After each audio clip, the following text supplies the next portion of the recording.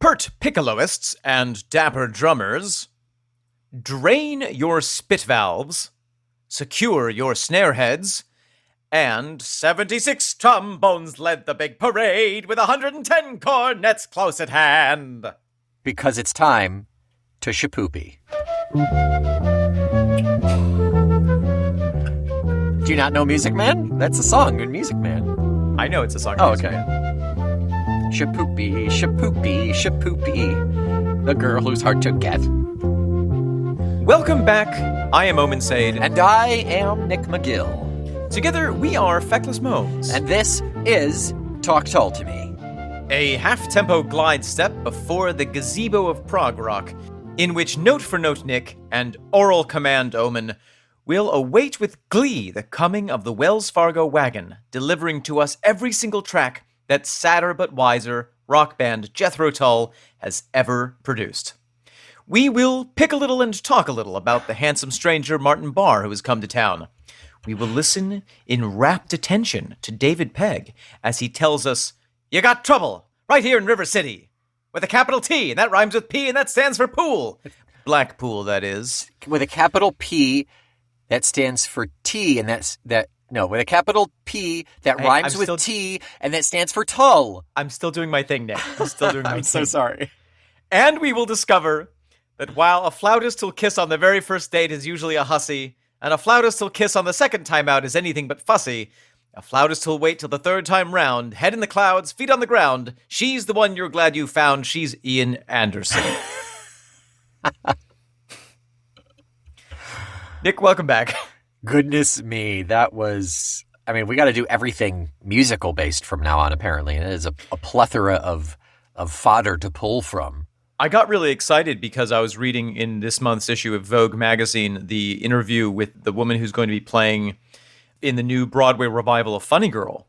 And it got me really excited about the Golden Age musicals. Yeah, that is exciting, yeah. Welcome back, Nick, and welcome to our episode. We have the pleasure of talking about yet another Jethro Tull song on this episode. Surprise, everyone. Hate to spoil the surprise for you so soon, but yet another Jethro Tull. It's the final Jethro Tull song off of side A of Broadsword. That's exciting. It really is. This is the last. It really is the last song. It's the final of the Beastie side of things. Yes, correct. Very good. The final off of the Beastie side, yeah.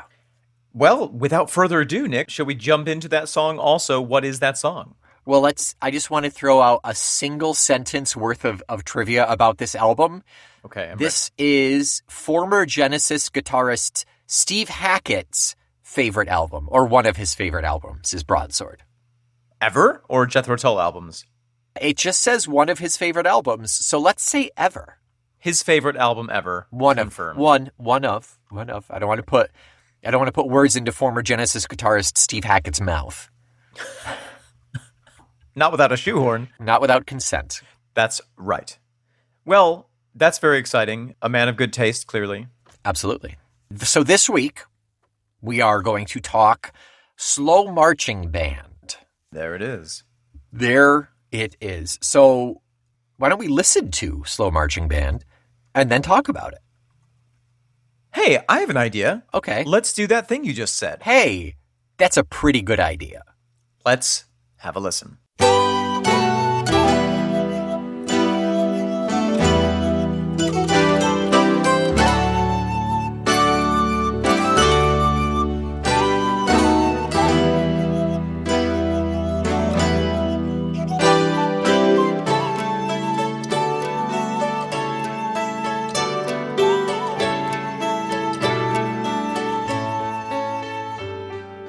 Nick McGill. Wow. Ian Anderson, ladies and gentlemen. Actually, I'm Omen Thomas Sade. Oh. I'm sorry to disappoint. I thought we had an interview with Ian Anderson here. Someday. That's embarrassing. Nick, can I ask you, after listening to that song, or indeed while listening to that song, what would you describe your emotional state as? I would say like 30% confused. Let's go with 40% melancholic. Okay, yeah. And let's put that last 30% as nostalgic. Ooh. Yeah, okay, cool. What about you? I would say that I feel overwhelmed with bittersweet longing. Yeah. Yeah, I think if you were to break down overwhelmed by bittersweet longing into its composite parts, that would be exactly what I described. Into the elements thereof, yes. Yeah. Yeah, I was describing the chemical molecule. You were describing the atoms of which it was composed. Precisely, yep. Yeah. So this is actually one of the songs on the album that whenever it comes on, I do kind of have to stop what I'm doing and really melt into it. It is a meltable song. It is one that, up until this point in the album, it kind of sticks out like a sore thumb. Not in a bad way at all. It just doesn't feel like any of the other songs that we've had thus far. I mean, sonically a little bit, but the personal feel to it, the lamenting feel to it, Mm-hmm. it feels a lot more than kind of just like the negative bad news that we've been listening to the last couple songs. Well, and the pace is different as well. I mean, very if you look at much. the previous songs. Let's look at them. What are they? Beastie Clasp, Fallen on Hard Times, and Flying Colors. Right, so they're all quite up-tempo in comparison. Exactly, yeah. Slow Marching Band is slow in terms of the tempo. It is slow and marching, yeah. And it's a band. But I think it's a terrific way to end this side of the album. Agreed. Absolutely agreed. It's a perfect button for a single side. You do lose some of that effect when you're listening to a CD, when you're listening to MP3s, when you're listening to Jethro Tull on shuffle and it shows up after Aqualung, you don't get that. You don't get to experience the sculpt of the sound. But even without any of that, taken on its own, it's a very effective song. Oh, goodness, yes. I associate this song a little bit with a couple of others. And Further On. Okay. And also Requiem. Okay, I like it. Those work. I find that there's a similar feeling, and I can remember when I was a teenager or a young adult and having the big sad, I would often listen to those three songs. I'd make a little sad list. They speak to that emotion. Yes. And yeah, they really, there's something, I don't want to say cathartic about it, but it certainly justifies your feelings in a way, Yes, and I think that they've shown that listening to music that makes you sad actually makes you feel better about being sad. Yeah, it's like a shoulder to cry on almost. It is. Yeah. It is. It's like, I'm not alone in my sadness. Exactly. And sadness can be so beautiful. Yeah. Beautifully expressed, at least. Yeah. Yeah, I like that. Speaking of the expression of it, shall we talk about the music? Let us musically express ourselves. Toot toot. Right off the bat, the sound is so beautifully clean. Yeah. The very beginning is that acoustic guitar and flute. The mandolin is also involved in there in the first couple of measures. Piano as well. Piano comes in very quickly, yep.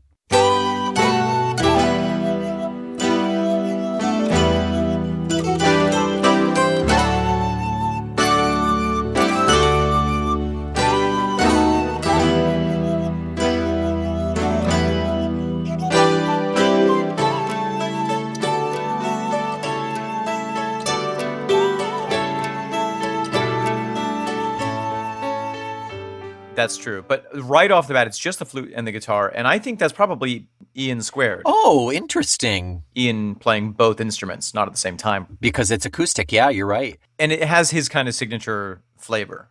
Yeah, I want to go back to, I don't think it was last episode. I think it was 2 episodes ago. I talked about how someone posted in our Discord that there was a video interview with Martin with a guitar just kind of noodling. Oh, yes. It further, I completely forgot about it until now. In the very beginning, he sits down with his acoustic and he's like, I really don't know how to play this. Like, I'm strictly an electric guy.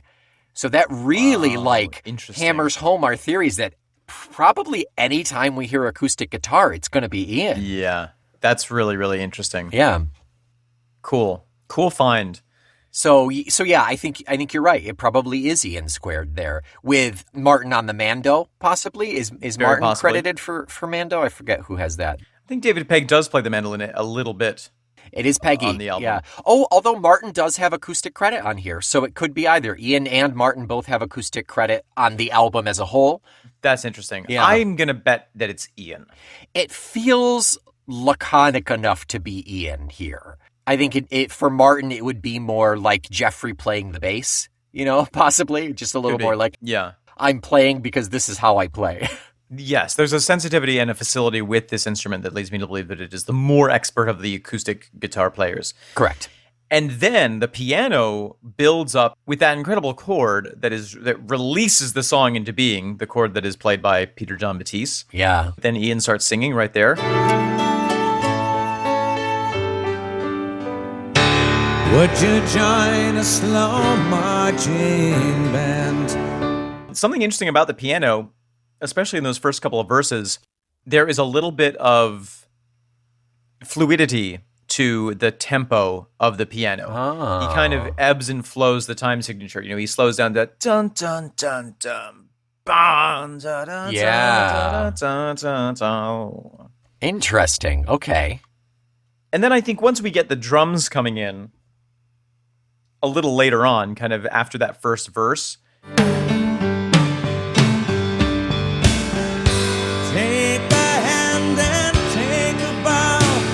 the tempo regulates a little bit, but it's still, the whole song has that feeling of that kind of elasticity of time. Yeah. There's a sweeping that it really adds to the effect of how kind of epic and broad it is by having that kind of fluctuate a little bit.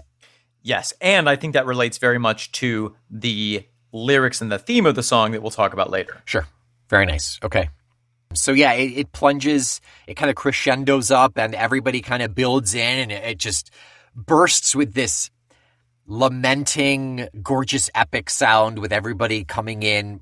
I see a great big open sky and on a horizon here. I see standing on a hillside just singing echoes into the mountains. And speaking of the singing, Ian is an incredibly good voice here. I think this is maybe the best that he has sounded as a singer. It's very, very good. Yeah. He really is like open and fluid and supported, and it just sounds fantastic. Yeah, there was, I think it was this album. It might have been Beastie even. I'm not sure. There was one not too long ago that we were like, Ian is really at his prime right there. He was kind of hitting the top of his range. Like knocking up against it. Yeah. It still sounded good, but this one he's very comfortably like in his middle range. It just works really well. Yeah. Another thing that just occurred to me about this album, obviously it has inspired the formation of other groups, but I think it's interesting how the Broadsword Boys didn't enjoy as much popularity as the Beastie Boys. Oh, interesting. Good theory. Yeah. The Broadsword Broads. Yeah, it's like they were a side 2 group. There you go, yeah. But anyway, when the drums come in after do they come in right at the chorus?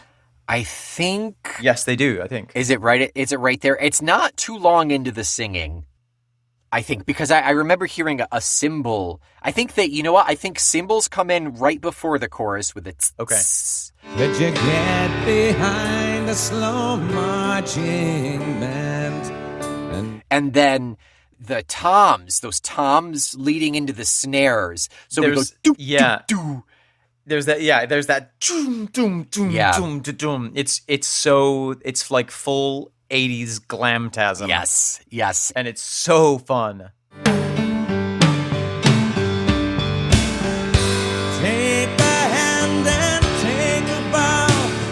And then he works in a good marching snare on very regularly when he says marching band. In particular, I noticed it. Marking time through winter. Yeah. Marking time and then march the band. Yep.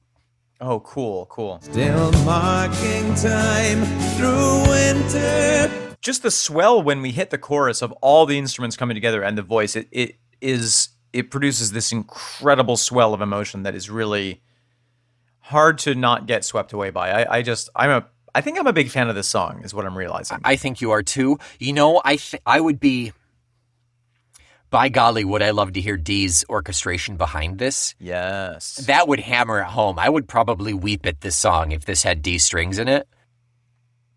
There's something, though, that I think is really effective about the way that Peter John Batiste is playing the piano. Yeah. Whereas, for instance, with John Evan, there was a sense, and this is what we love about John Evan, there was a sense of indulgence with him playing the piano. Yeah. And similarly, but in a very different way with special guest Eddie Jobson, there was that sense of, you feel the player through the music. You know what I mean? There's that sense of the personality coming through very strong.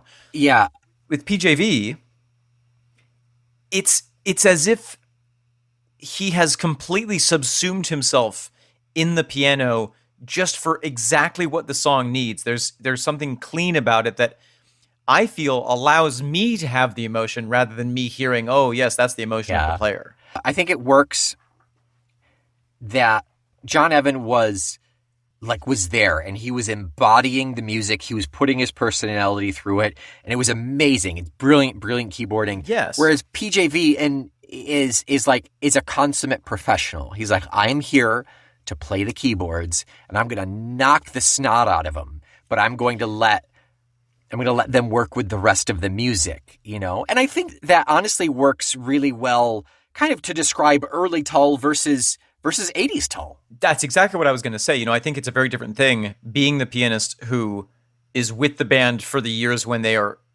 on the rise and achieving all this incredible success after success. It's very different to be the pianist who's 10 years younger than everybody else. Yeah. And joins the band once they are already, you know, maybe at their nadir. They're already so well established. So I think that there is an element of perhaps feeling like, oh, well, you know, I have to just like play super professionally, like you said. Right, yeah. And certainly it being his first go with the band, you know, you got to stick in line during your trial period, you know, you don't want to step too far out of line. A stick in line saves 9. That's my favorite Tull song. Yeah. You know what is a little bit not super present in this song? The electric guitar? Ooh, I was going to say the bass. Oh, I heard it like once or twice. It got a little funky, I think about halfway through, but I only heard it a couple of times, and then it fell away. Still. It's pulled a lot further back. I think that the piano is really providing a lot of the bass notes for this song. Sure. Yeah. So even if the bass is actually being played, it's kind of getting doubled up with the piano, and so we hear the piano more. Yeah. The electric guitar, we do hear more later in the song than in the first part. Yeah. Martin has some great riffs. There's one in particular that I really like where it goes and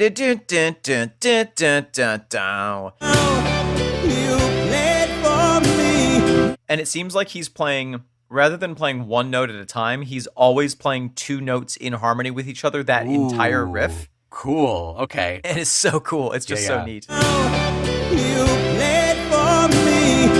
And then there's no pageantry leading up to the ending of this song. It really is, for a slow song, it's a quick button. It's still like a slow, like kind of fade out, but I'm never prepared for the ending of this song. I feel like it can go on for another 3 minutes. That's a very interesting way of putting it. And I think we should talk more about that feeling later. Okay. After the episode. Oh, that. Okay. It's lovely. It doesn't fade out into oblivion. There is a button. Yep. Ian, I think, buttons it with a little harmonic note on the acoustic guitar. Mm. And it's so delightful and heartrending. It's really lovely. I really enjoyed everything about this song musically. It's fairly rare that we get a song of this caliber anymore, of like a really, really sweet, sweeping, maybe melancholic sound, that when we do get them, they're so They're so beautifully orchestrated and just like pieced together. Not that the other ones aren't. Right. But it's just so effective that they place them so sparingly and strategically. Yes. Well, we're moving towards at least Tull's quote-unquote heavy rock era. Yeah, that's right. Yeah, take that, Metallica. And so when we have these more acoustic, more emotionally raw songs, it is like, oh Yeah. no, I was not expecting this. I wasn't prepared. Exactly, yeah. It's great.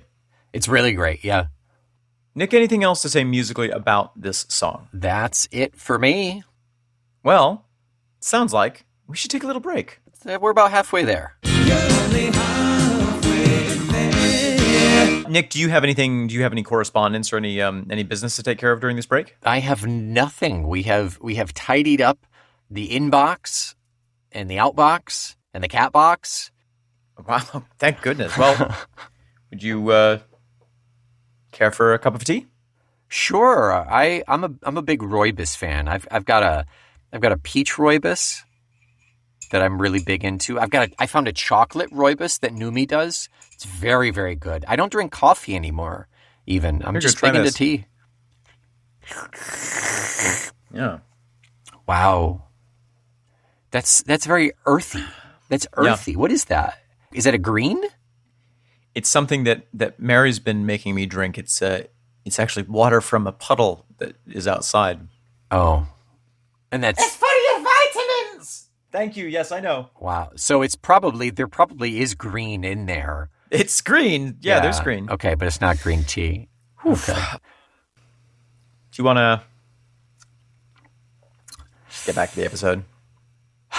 Yeah, probably before I throw up. Let's do that. Yeah. Let's do that. All right. Welcome back, Nick. Here we are in the second half. Here we are. We have flipped the vinyl. We are on to the second half of the song. Let's talk about the lyrics, the content. Let's do that. What is this song about, Nick? Let's go back to your 30% confusion. Yeah, well, that's exactly what the confusion stems from. And I've got a couple of theories, and I've also got something that I think was posited by the author of the article in one of the Tull magazines that I have. Oh, interesting. One of them, because I'm fairly confident it was not a quote from Ian. Right. On the surface, to me, this sounds like a breakup song, right? Yeah. However, either it's a breakup song couched in the guise of like leaving the band. Right. Or I'm listening. It's actually a song about Barrymore Barlow in the guise of a breakup song. That's really interesting. Yeah, I think any and all of those theories are valid. I feel like my heart knows what this song is about, but you can't put it to words. But my brain and my face are challenged to, in more ways than one, but in terms of explaining it. So to give the barest amount of credit, because I can't tell you who the writer was or even which magazine it came from, the idea that this song is about Barry was not my idea. That's the one from the magazine, from the Tull magazine that I was reading. So, wait, when you say Barrymore Barlow, do you mean John Glasscock? No, Barrymore Barlow saying, interesting. Hey, goodbye, you're out of the band. Oh, interesting. But didn't Barrymore leave the band because he didn't want to be in it anymore? I mean, it was part of the big schism. Yeah. He was the one who was so upset. He was particularly touched and affected by Glasscock's death. Yeah, but wasn't he kind of a partier too? Or was that was Glenn? That was Glenn Cornick. I think that it could be about any one of the previous members of the band, or it could be about the general sense of having reached the end of a relationship with any and or all of them. Or it is just thematically about that kind of leaving moment anyway. That's exactly what I was just thinking. The fact that Jethro Tull in parentheses, Ian Anderson, has reached this point, this self-awareness and this acknowledgement of, well, I'm Jethro Tull, so these guys could be going at any moment. You know, not saying like I'm gonna get rid of them left and right, but like there's a sense of, as long as I, Ian Anderson, am slow marching, Jethro Tull is alive, is a thing, is an entity. Well, and that's interesting because if you look at the lyrics, the way that it's phrased, the grammar of it is, would you join a slow marching band? Could you get behind a slow marching band? Yeah. Implying you're with me now. Yeah. But are you about to walk away?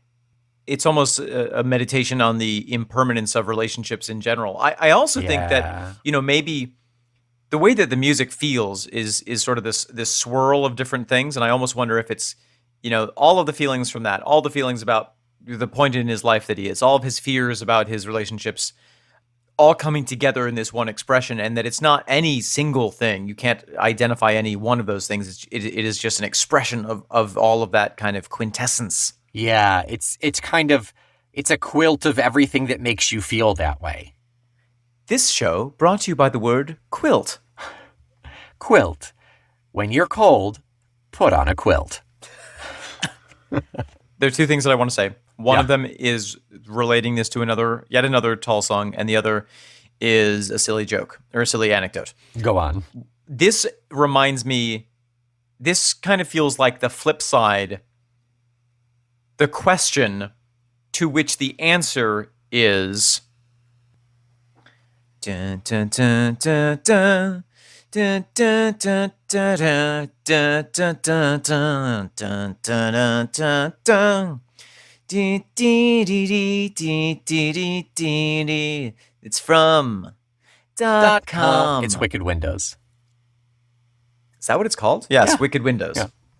Yeah. This reminds me of the flip side of Wicked Windows, where it's like this is all of the fears and perhaps frustrations and melancholy and the other feelings about, you know, the fact that people leave your life sometimes. Okay. And Wicked Windows feels like, oh my gosh, I can't believe all these people have stuck by me all this time. Wow, I am lucky. Huh. Interesting. So it doesn't necessarily have to be about Jethro Tull. Not everything has to be about Jethro Tull, Nick. At least for an hour it is every Tuesday. But that's not true at all. We go on some serious tangents. But it's really like Ian is the slow marching band. Yes, he's the fixed point. He is inviting people in to join the band. He is that fixed point, and everybody else orbits around him. And some may leave. Some may take pleasure in their leaving whatever life they had and join him. And then others will take a hand and take a bow. You played for me. That's all for now. Take a hand and take a bow. You played for me. That's all for now. Whew. Eddie Jobson. Eddie Jobson. Sure. D. Palmer. Not D. Snyder. I love, and never mind the words, just hum along and keep on going. Oh, never mind the words. Just hum along and keep on going. I think that's, it is amazing. It does give me the impression of like, it's almost like a ship. It's like, you know, you go to port, you take on crew. Don't worry how it works. We'll just figure it out, you know? Yeah. I really like the hum along. I really love that line because to me, it's like you're humming a song that we created together. So you have this memory. You're humming a song because usually because you enjoy it, and it's nestled in your mind somewhere.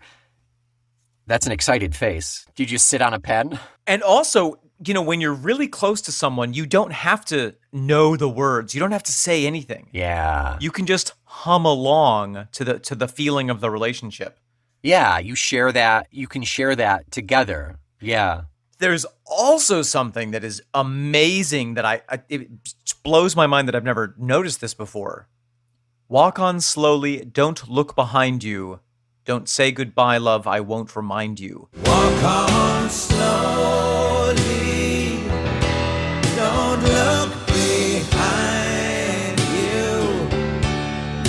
Don't say goodbye, love.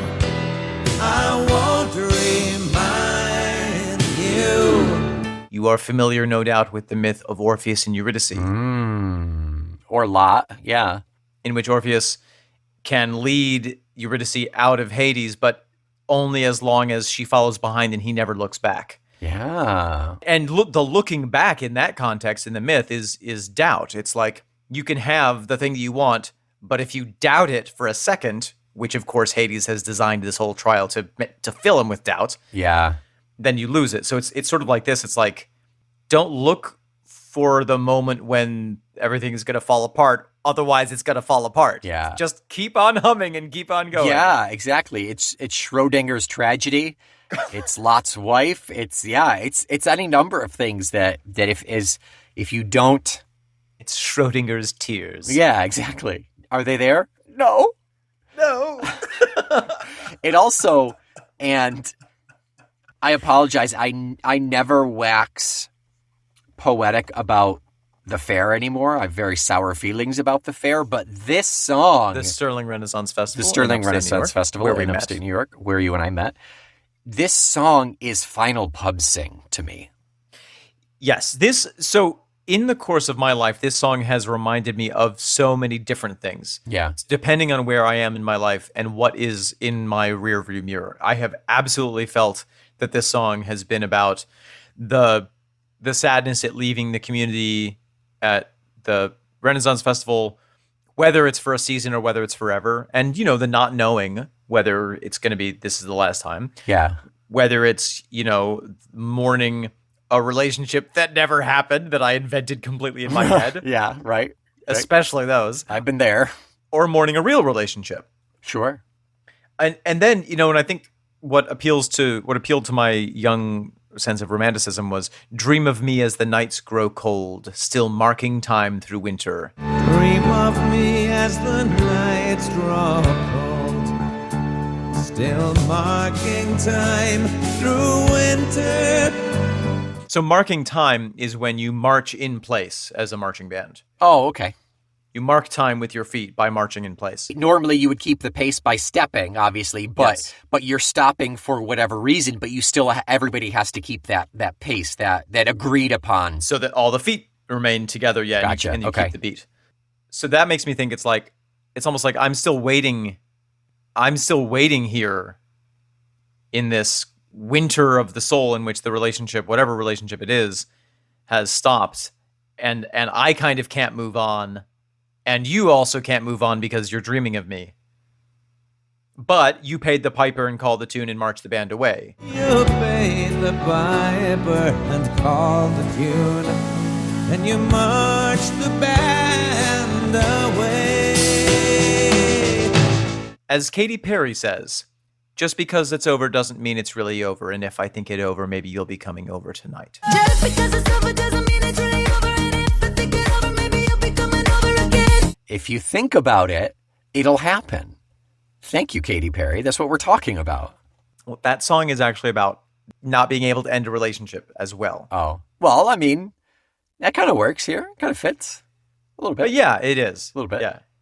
So much here. This song is really an interesting springboard for so many different things. It is. It really is. And it kind of, I think like you said, it's a bit of a mosaic in the sense that all these pieces will fit if you can make them fit. And if you look at it one way, you can kind of see something. If you look at it another way, you can kind of see something. But you know it's a gorgeous piece of art. And it's applicable to any number of things. And the last two lines of that dream of me, you just said, you paid the piper and called the tune and you marched the band away. That's a bit, I don't want to say blaming the you, the second person singular or plural even, but it's at least saying, it's at least acknowledging that they were responsible, at least in this instance.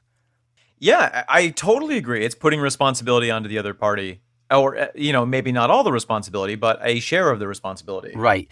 Whatever led up to this moment, you're the one who marched the band away. So I want to interrogate one of the lines of the chorus. Take a hand and take a bow. You played for me, that's all for now. Take a hand and take a bow. You played for me, that's all for now. Okay, I see at least two possible interpretations of that line.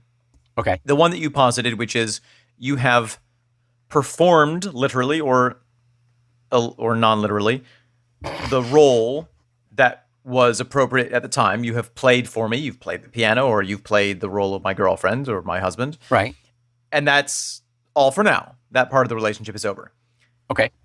But played has another context in the English language. Go on. In a modern context, we say, oh, you played yourself. Oh, he played me. Oh. That usage of the word goes all the way back to Shakespeare and before. Okay. Hamlet asks Guildenstern or Rosencrantz, play upon this pipe. And he says, oh, my lord, I cannot. And he says, oh, you cannot play this pipe, but you play upon me? But what's the you played for me? I think that English is wonderful because you can move the words around and substitute them, and it all kind of means the same thing or whatever. You can't use that excuse. You can. That's why English is so brilliant. I think this could mean you made a play at me. For instance, you played me for all I was worth. One way of looking at it is you fulfilled an important role in my life, and the other is you used me for what you wanted. You used me for an important role in your life. Yes. And with the implication that maybe there was some bad faith there. And I think it works both ways, and it could even work both ways simultaneously. I mean, it probably does, but there's such a sense of mourning in the sound. Mm-hmm. Is it maybe tongue-in-cheek? That like, oh, I'm so sad because all you've done is used me. Go march away. Like, is that what you're getting at? I wonder if there's an implication or a tinge of that, or the space is open for that to be the case. Yeah. And again, emotions aren't pure. Right. Except for my love of Katy Perry. God damn it, I was just going for something like that. Damn you. So you got to be quicker. I know. But, it could very well be, 90% mourning and sadness and melancholy, and 10%, I wonder if you actually, God damn it, you kind of screwed me over. Yeah. But also I miss you so much, and I'm so happy that we had that time in our life, and I wish it was still there. Now you got me thinking. Oh no. Walk on slowly, don't look behind you. That's like just don't let the door hit your ass on the way out. Yeah, keep walking. Don't say goodbye, because it's not a goodbye. I won't remind you. Yeah, I mean... And even the word love. I mean, don't say goodbye, love. Yeah. Oh, yeah, that's a loaded hey, buddy, word. Yeah. Why don't you keep on walking there? Hey, Snugglepuss, I'm going to cuddle you so hard. I think I found our outro bit. Hey, the love of my life, why didn't you just walk out of there? I think that's entirely valid, and I like it. I do. I do think it works, and I think that's really kind of probably one of the multifacet here, the way you can look at it and get something out of all of it from any angle. I think genuinely, I do think really works for this song. It does still make me sad. My romantic, it hits my romantic bone. You play your cards, right? You can... you can hit my romantic bone, too. But yeah, having that in the back of my mind, I'm not going to say ruins it. It taints it a little bit, but I think that's okay. I think that's more realistic now, Tainted love, baby. Tainted love. So, small anecdote. Yeah. When I think of the title "Slow Marching Band," I always think of this group that I have seen a number of times in New Orleans. In New Orleans at Mardi Gras, there are the big parade floats that everyone is, familiar with the existence of. There are also what they call the walking crews, which are groups of people who get together, dress up with a theme, and rather than having a big float that they ride on, they walk. Some of them pull a float behind them. Sometimes it's as small as a wagon, sometimes it's more elaborate, but whatever. So there are these crews. One of them is named with amazing boomer humor The Half-Fast Walking Club. Half-fat. Oh, yeah, I get it. Yep. The Half-Fast Walking Club. And there are a bunch of, middle-aged guys and ladies who all dress up in some silly suits and they just walk down the street and throw out coins. How fast? Half-fast. Half-fast. Half-fast. And every time I see them, I'm like, man, that is such a lame joke, but they are so committed to it. Yeah. They have coins with their logo emblazoned on it. They have huge flags that say, we're half-fast. That it takes on an element of absurdity that, like, it's so unfunny that it makes it funny again. There's a zeal there, yeah. Yeah, that's like, it always makes me laugh. It's like the Red Hat Society, or we took Rook to a kind of an indoor trick-or-treating event this year, and there was this group of elderly ladies dressed in witch outfits that they like danced choreography. They just like stood in like a had to have been over a dozen of them, so like a 4x4 square, and they all did their dance, and they did it to a bunch of different songs. But they were there, they were present, they were committed, and it's the same thing. Seeing a retiree, just really commit to something is like, good for you, good for you. Yeah. Nick, anything else to say about Slow Marching Band? I don't think so. I do have a question for you, though. Please. If this song... Oh, no, we haven't done this in a while. Very long time. If this song were a tea, what type of tea would it be?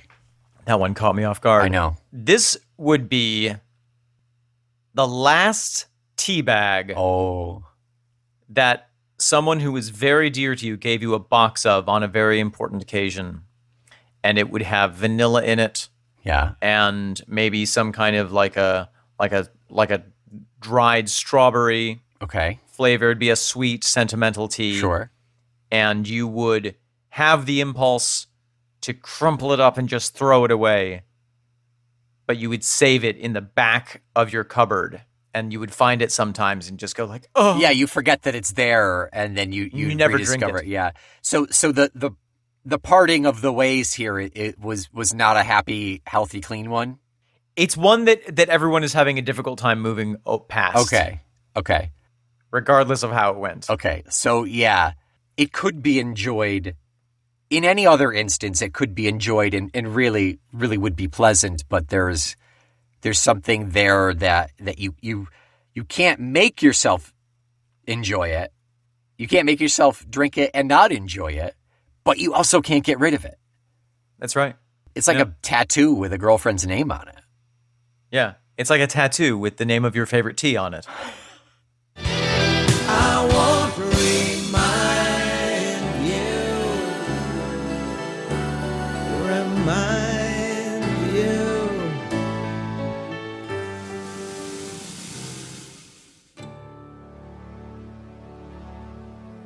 Nick, what are we listening to next week? Next week, we are legit flipping the vinyl here. We are going to track number 6.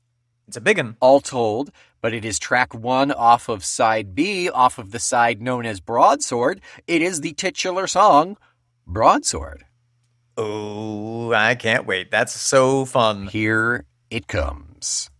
Until next week, take my hand and I will lead you to the Discord by way of our Patreon page, patreon.com/TalkTull2Me. Give yourself something to look forward to and order yourself some Talk Tull to Me merch, which will arrive on the Wells Fargo wagon. It's just a day away. It's coming round the bend someday. It'll be here any day now, see? Don't say goodbye, love. Say 5 stars, love. In the form of 5 stars and a review. We won't remind you. We won't remind you. Except every time that we do the episode. Every week we will. Until next week, I am the cow coming home at the evening, Nick McGill. I am Trouble with a capital T, Omen Sade. We are the tears dried upon your cheeks, the feckless momes. And this is the evil presence of a pool table in your community. Talk Tull to Me.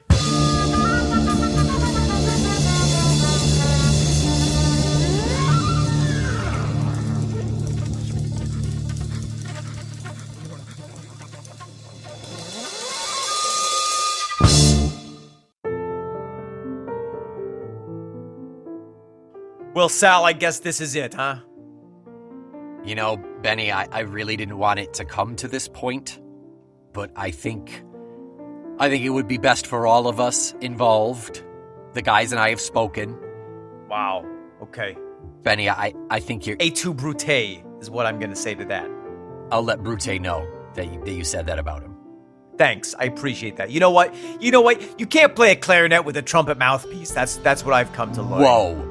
Whoa. We're keeping this civil, all right? We have a long ride home. We're carpooling in my mom's minivan, and I really don't want to have to make you sit in the back. I've played the trombone for so many years for you. You know, I've seen people come up with Jimmy the Trombone t-shirts, and I just think, you know, I can't wait to just slide right out of your life. I think it's funny that you're really excited about the Jimmy the Trombone t-shirts, because Jimmy the trombonist was our last trombonist. You're Benny the trombonist. It doesn't matter. It's about the trombone. You just try to find as good a trombonist as me. You find somebody who waits until they get off stage to release they spit valve. You know what, Benny? Don't say goodbye, love. I won't remind you. I would never say goodbye to you. I would never say goodbye to you. I'm never gonna ever have a cup of coffee with milk and 2 sugars in it again. You know why? Why, Benny? Tell me. Because that's the way you like it. You will deny me that? You will deny yourself that? To spite me? Yes, I will. You know what? Next time that you look over across the Hudson River, I dare you, Sal.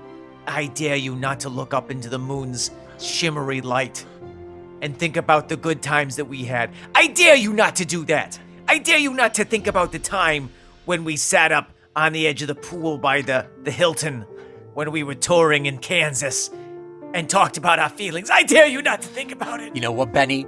The next time I share a single long strand of spaghetti and share a saucy smooch with some other trombonist, I'm not going to think of you. I'm going to move on. I'm going to get rid of the pillow that's the same shape as your shoulders for when I sleep, because you know I can't sleep with that. I'm never going to sleep again. It doesn't matter. I'm doing it to have you out of my life. That bottle of cologne that you gave me, I'm going to use it to spray my cats when they're bad. I'm not wearing that anymore. I'm never, ever, as long as I live, I don't care if the doctor tells me I would die if I have to do it. I'm never gonna look at my left buttocks again. That's the one that fits perfectly in my right hand, Benny. That's the one where I have the shape of your right hand tattooed. You know what, Benny? I think we just need to make this a clean break. And I think that we need to come to grips, and I think that we need to acknowledge, as adult men in this room, stop trying to grab my hand. Benny, stop. I think we need to acknowledge. Stop. Don't brush the hair out of my eyes. You know what that does to me, Benny. Listen, I'm only gonna say this once, Sal. I'm only gonna say this once. Benny. You tell your sister that I appreciated all the times she braided my hair. You tell your mother that I would very much like her to send me her lasagna recipe. And you tell yourself every time you look in the mirror and you see all the places on your cheek where I gave you butterfly kisses, you tell yourself, Talk Tull to Me is a proud member of the Feckless Momes audio network. Oh, God. Benny. I can't believe I said it. I'm going. And I'm never coming back. I'm never coming back. I'm back. Just to see you one last time. Goodbye. Go, Benny, go!